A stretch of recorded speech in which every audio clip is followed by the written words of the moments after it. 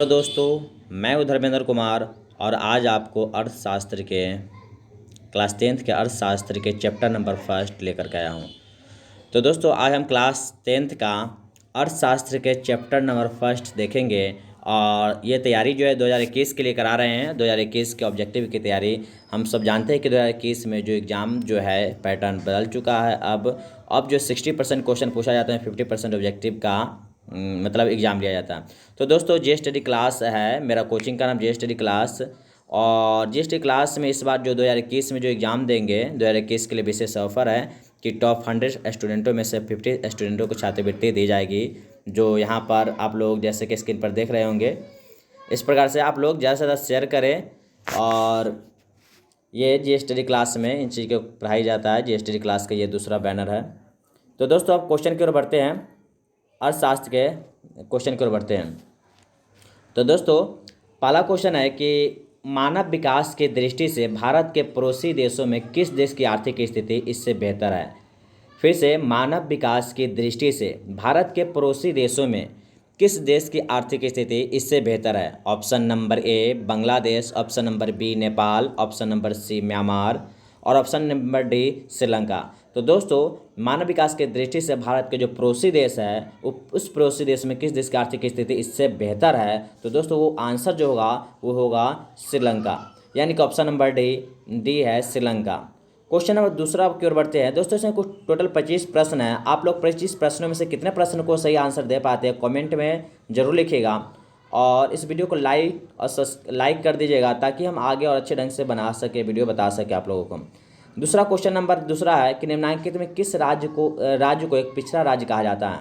निम्नलिखित में से किस राज्य को पिछड़ा राज्य कहा जाता है। ऑप्शन है ए पंजाब, बी हरियाणा, सी गुजरात, डी बिहार।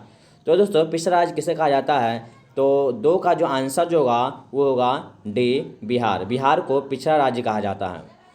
उसके बाद क्वेश्चन नंबर 3 की ओर बढ़ते हैं कि अर्थव्यवस्था के मुख्य प्रकार हैं। अर्थव्यवस्था कितने प्रकार के हैं।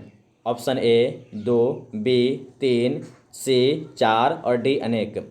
तो अर्थव्यवस्थाओं के मुख्य प्रकार जो है दोस्तों वो है 3। हम लोग जानते हैं कि अर्थव्यवस्था 3 प्रकार के होते हैं। एक सामाजिक अर्थव्यवस्था, पूंजीवादी अर्थव्यवस्था और मिश्रित अर्थव्यवस्था। और आप लोग जानते हो कि मिश्रित अर्थव्यवस्था किसमें है, तो भारत में है। भारत एक मिश्रित अर्थव्यवस्था देश है जिसमें समाजवादी और पूंजीवादी दोनों का मिश्रण है। और आप लोग जानते हो कि पूंजीवादी अर्थव्यवस्था कौन है, तो अमेरिका। पूंजीवादी अर्थव्यवस्था जो है वो अमेरिका में है और समाजवादी अर्थव्यवस्था जो है वो चीन, क्यूबा और मिश्रित अर्थव्यवस्था जो है वो भारत में है। ठीक है दोस्तों, अब हम क्वेश्चन नंबर 4 की ओर बढ़ते हैं। क्वेश्चन नंबर 4 है कि इनमें कौन सा देश समाजवादी अर्थव्यवस्था है। इनमें कौन सा देश समाजवादी अर्थव्यवस्था है। जैसा कि हम आप लोगों को बताए हैं कि कौन सा देश समाजवादी अर्थव्यवस्था है, कि अर्थव्यवस्था 3 प्रकार के होते हैं। तो देखेंगे, पहला है जापान, दूसरा है रूस, बी है रूस, सी भारत, डी अमेरिका। तो दोस्तों, जापान जो है वो जापान, रूस, भारत, अमेरिका। तो आप लोग को आंसर पता चल गया होगा। जापान में जो है पूंजीवादी अर्थव्यवस्था है। भारत में आप लोग जानते हैं कि मिश्रित अर्थव्यवस्था है। अमेरिका में आप लोग जानते हैं कि पूंजीवादी अर्थव्यवस्था है। तो बचा दोस्तों कौन, बी रूस। रूस में कौन सी अर्थव्यवस्था होगा, समाजवादी अर्थव्यवस्था होगा। तो क्वेश्चन नंबर 5 की ओर बढ़ते हैं कि सम्यक विकास की प्रक्रिया संबंधित है। सम्यक विकास की प्रक्रिया संबंधित है। तो ये है उच्च वर्ग से, बी है निम्न वर्ग से, सी है सभी वर्ग से और डी है इनमें से कोई नहीं। सम्यक विकास यानी कि सभी के विकास की प्रक्रिया से संबंधित है। तो ये कौन होगा, उच्च वर्ग से, निम्न वर्ग से, सभी वर्ग से, इनमें से कोई नहीं। तो दोस्तों, इसका आंसर जो होगा सी सभी वर्ग से, यानी कि सम्यक विकास यानी कि सभी का विकास की जो प्रक्रिया है वह सभी वर्गों से विकास से संबंधित है। क्वेश्चन नंबर 6 की ओर बढ़ते हैं। क्वेश्चन नंबर 6 है कि भारत में नीति आयोग की स्थापना हुई थी। तो भारत में नीति आयोग की स्थापना कब हुई थी। तो दोस्तों, हम लोग जानते हैं कि भारत में जब आज़ाद हुआ तो योजना आयोग के गठन किया गया था। योजना आयोग के समाप्ति के बाद भारत सरकार ने नीति आयोग की स्थापना किया। ये बहुत इंपॉर्टेंट क्वेश्चन है कि योजना आयोग की समाप्ति के बाद नीति आयोग की स्थापना किया गया। और नीति आयोग की स्थापना जो प्रधानमंत्री नरेंद्र मोदी द्वारा किया गया था। तो दोस्तों, भारत में नीति आयोग की स्थापना कब हुआ था। तो दोस्तों, ऑप्शन ए है 1950, ऑप्शन बी 1951, ऑप्शन सी 2005 और ऑप्शन डी जो है वह 2015 है। तो इसका आंसर जो होगा वह 2015 होगा। क्वेश्चन नंबर 7 है कि इनमें कौन सी आर्थिक क्रिया नहीं है, कौन सी आर्थिक क्रिया नहीं है। तो ऑप्शन ए है कृषि, ऑप्शन बी है बेरोजगारी, ऑप्शन सी है बीमा और ऑप्शन डी है परिवहन। तो दोस्तों आर्थिक क्रियाएं नहीं है, जो आर्थिक क्रियाएं नहीं होगा। तो दोस्तों इसका ऑप्शन नंबर बी होगा बेरोजगारी, क्योंकि बेरोजगारी कोई आर्थिक क्रियाएं नहीं है। तो सॉरी दोस्तों, इसका आंसर जो होगा वो बीमा होगा, क्योंकि बीमा जो है आर्थिक क्रिया नहीं है। एक मिनट, लेकिन इसका आंसर जो होना चाहिए। चलिए दोस्तों आगे की ओर बढ़ते हैं, देखते हैं नेक्स्ट क्वेश्चन की ओर। क्वेश्चन नंबर 8 है कि किस क्षेत्र को तृतीय क्षेत्र कहा जाता है, किस क्षेत्र को तृतीय क्षेत्र कहा जाता है। तो दोस्तों हम लोग जानते हैं कि तृतीय क्षेत्र किसको कहते हैं। तो हम जैसे कि अर्थव्यवस्था में पढ़े हैं कि 3 प्रकार के क्षेत्र पाए जाते हैं, प्राथमिक क्षेत्र, औद्योगिक क्षेत्र और कृषि क्षेत्र। प्राथमिक क्षेत्र, द्वितीय क्षेत्र और तृतीय क्षेत्र। तो 3 प्रकार के क्षेत्र होते हैं। प्राथमिक क्षेत्र में आप लोग जानते हैं कि प्राथमिक क्षेत्र में कृषि क्षेत्र आते हैं, द्वितीय क्षेत्र को औद्योगिक क्षेत्र कहते हैं और तृतीय क्षेत्र को सेवा क्षेत्र कहा जाता है। तो आप लोगों को आंसर पता चल गया होगा कि किस क्षेत्र को तृतीय क्षेत्र कहा जाता है। तो दोस्तों इसका आंसर जो होगा वो होगा ए, सेवा क्षेत्र को। और कृषि को द्वितीय क्षेत्र कहा जाता है, कृषि को प्राथमिक क्षेत्र कहा जाता है और औद्योगिक क्षेत्र जो है वो द्वितीय क्षेत्र के अंतर्गत आता है। क्वेश्चन नंबर 9 की ओर बढ़ते हैं और क्वेश्चन नंबर 9 है कि भारत की आर्थिक व्यवस्था है, भारत में किस प्रकार की व्यवस्था है। तो इसका आंसर ऑप्शन ए है समाजवादी, ऑप्शन बी पूंजीवादी, ऑप्शन सी मिश्रित और ऑप्शन डी इनमें से कोई नहीं। तो भारत की अर्थव्यवस्था किस प्रकार के है। तो आप लोग जानते हैं कि भारत में जो अर्थव्यवस्था है वो मिश्रित है। और समाजवादी अर्थव्यवस्था आप जानते हैं कि चीन, क्यूबा, रूस ये सब में समाजवादी अर्थव्यवस्था है। और पूंजीवादी अर्थव्यवस्था जानते हैं अमेरिका, जापान ये सब जो देश है उसमें पूंजीवादी अर्थव्यवस्था है। क्वेश्चन नंबर 9 के बाद क्वेश्चन नंबर 10 की ओर बढ़ते हैं। इनमें कौन सा देश में मिश्रित अर्थव्यवस्था है। जैसे कि ऊपर के क्वेश्चन आपने देखा कि किस देश में मिश्रित अर्थव्यवस्था है। तो दोस्तों आंसर जो होगा सी, भारत। भारत में कौन सी अर्थव्यवस्था है। तो मिश्रित अर्थव्यवस्था है। और अमेरिका जानते हैं कि पूंजीवादी है और रूस में समाजवादी। क्वेश्चन नंबर 11 की ओर बढ़ते हैं। क्वेश्चन नंबर 11 है इनमें से कौन योजना आयोग के पदेन अध्यक्ष होते हैं। दोस्तों योजना आयोग के जो पदेन अध्यक्ष जो होते हैं वो कौन होते हैं। ऑप्शन ए है प्रधानमंत्री, ऑप्शन बी है योजना मंत्री, ऑप्शन सी है राष्ट्रपति, ऑप्शन डी है इनमें से कोई नहीं। जैसा कि आप लोग अर्थशास्त्र में पढ़े हैं, जो योजना आयोग के जो अध्यक्ष होते हैं वो प्रधानमंत्री होते हैं। तो इसका आंसर ए होगा प्रधानमंत्री। क्वेश्चन नंबर 12 की ओर बढ़ते हैं। डेबिट कार्ड संबंधित है, डेबिट कार्ड संबंधित है। ऑप्शन ए है एटीएम प्रणाली से, कोर बैंकिंग प्रणाली से, सी बैंकिंग प्रणाली से और डी इनमें से कोई नहीं। तो डेबिट कार्ड संबंधित किससे है। तो दोस्तों इसका जो आंसर जो होगा वो होगा एटीएम प्रणाली से, यानी कि डेबिट कार्ड जो है वो एटीएम प्रणाली से संबंधित है। एटीएम का फुल फॉर्म आप लोग जानते हैं, एटीएम का फुल फॉर्म जो होता है ऑटोमेटिक टेलर मशीन। दोस्तों इसमें हम क्वेश्चन नंबर अब 13 की ओर बढ़ते हैं। क्वेश्चन नंबर 13 जो है निम्नलिखित में कौन नवीकरणीय प्राकृतिक संसाधन है। तो इसका क्वेश्चन नंबर 13 का ऑप्शन है कोयला, पेट्रोलियम, गैस, भूमिगत जल। तो दोस्तों नवीकरणीय प्राकृतिक संसाधन कौन है जो हम इसका एक बार उपयोग करने का पुनः उपयोग कर सकते हैं, ये कौन सा होगा। जैसे कि दोस्तों कोयला का अगर एक बार उपयोग करने का इसको उपयोग नहीं कर सकते हैं, उसी प्रकार से पेट्रोलियम और गैस इसका उपयोग नहीं कर सकते हैं। इसलिए कोयला, पेट्रोलियम, गैस जो होगा दोस्तों वो अनवीकरणीय होगा, जबकि भूमिगत जल जो होगा वो नवीकरणीय होगा। इसका आंसर जो होगा डी, भूमिगत जल। क्वेश्चन नंबर 14 देखते हैं कि भारत में योजना आयोग का गठन कब किया गया था। दोस्तों भारत में योजना आयोग का गठन कब किया गया था।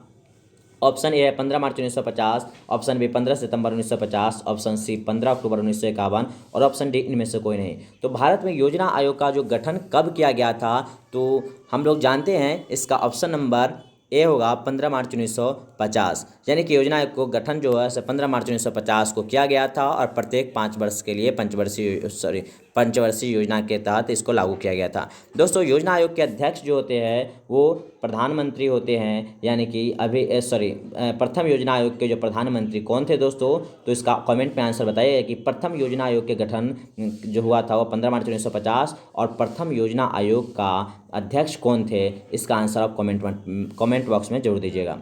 क्वेश्चन नंबर 15 है कि बिहार में जीवन यापन का मुख्य साधन क्या है। बिहार में जीवन यापन का मुख्य साधन क्या है। ऑप्शन ए है कृषि, ऑप्शन बी है उद्योग, ऑप्शन सी है व्यापार और ऑप्शन डी है उपर्युक्त सभी। तो दोस्तों बिहार में जीवन यापन का मुख्य साधन क्या है। तो जैसे कि आप लोग जानते हैं कि बिहार एक कृषि प्रधान राज्य है।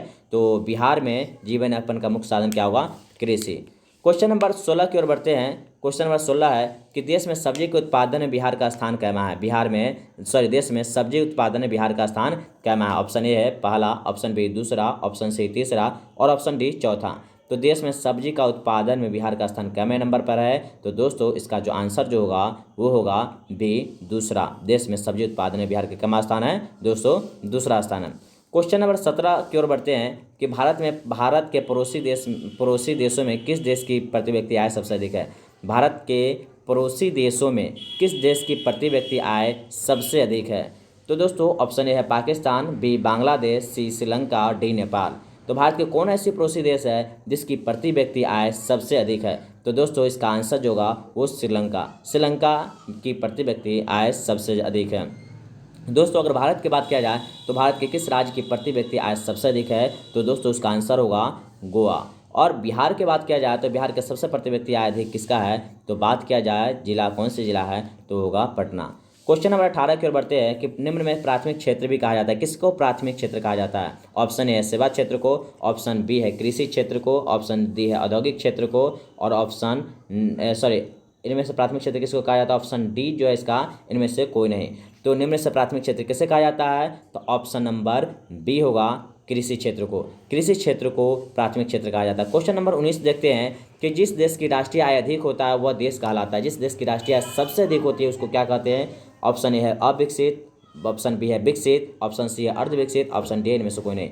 तो जिस देश की राष्ट्रीय आय सबसे अधिक होता है वो जो कहलाता है वो विकसित कहलाता है।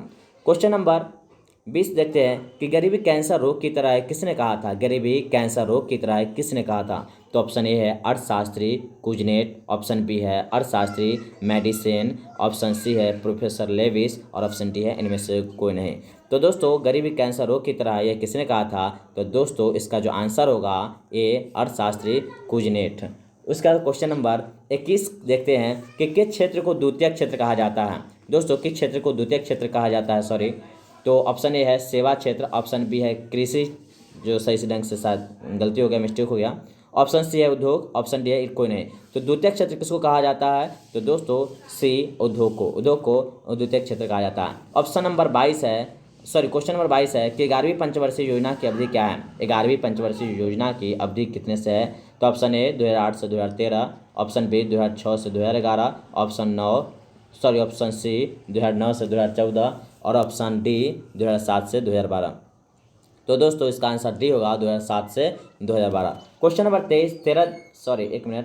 क्वेश्चन नंबर ये 22 था और ये मिस्टेक के कारण ये क्वेश्चन नंबर 13 है। ऐसे क्वेश्चन नंबर 23 होगा कि आर्थिक विकास का गैर आर्थिक कारक कौन है? आर्थिक विकास का गैर आर्थिक कारक कौन है? तो ऑप्शन ए है प्राकृतिक संसाधन, ऑप्शन बी है सामाजिक संस्थाएं, ऑप्शन सी है तकनीकी विकास और ऑप्शन डी है मानवीय संसाधन। तो इसका क्वेश्चन नंबर 23 का आंसर जो होगा वो होगा सामाजिक संस्थाएं, यानी कि ऑप्शन नंबर बी होगा। क्वेश्चन नंबर 24 देखते हैं कि जीवन की भौतिक गुणवत्ता का सूचक है। जीवन की भौतिक गुणवत्ता का सूचक है। तो इसका आंसर है ए जीवन प्रत्याशा, ऑप्शन बी शिशु मृत्यु दर, ऑप्शन सी मौलिक साक्षरता और ऑप्शन डी ये सभी। तो दोस्तों 24 का जो आंसर होगा ये सभी होगा। जीवन की भौतिक गुणवत्ता का सूचक क्या है? तो जीवन प्रत्याशा, शिशु मृत्यु दर और मौलिक साक्षरता। क्वेश्चन नंबर 25 की ओर बढ़ते हैं कि अत्यधिक जनसंख्या की वृद्धि से आर्थिक विकास की गति है। मतलब अत्यधिक जनसंख्या वृद्धि होने से किस चीज़ का विकास की गति हो रही है? तो ऑप्शन ए है तीव्र हो जाती है, समान रहती है, मंद हो जाती है, कुछ भी नहीं रहती है। यानी कि आर्थिक विकास अगर वृद्धि होती है जनसंख्या तो क्या चीज़ की गति, मतलब विकास की गति क्या होगी? तीव्र हो जाएगी कि समान रहेगी कि मंद हो जाती है कि कुछ भी नहीं होती है? तो इसका ऑप्शन जो होगा दोस्तों ऑप्शन नंबर सी होगा, मंद हो जाती है। यानी कि आर्थिक जनसंख्या वृद्धि से आर्थिक विकास की गति मंद हो जाती है।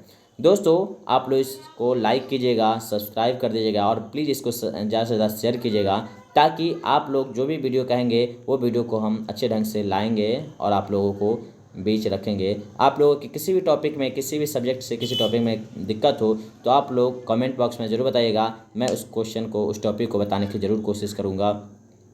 ठीक है दोस्तों, मिलते हैं नेक्स्ट वीडियो में।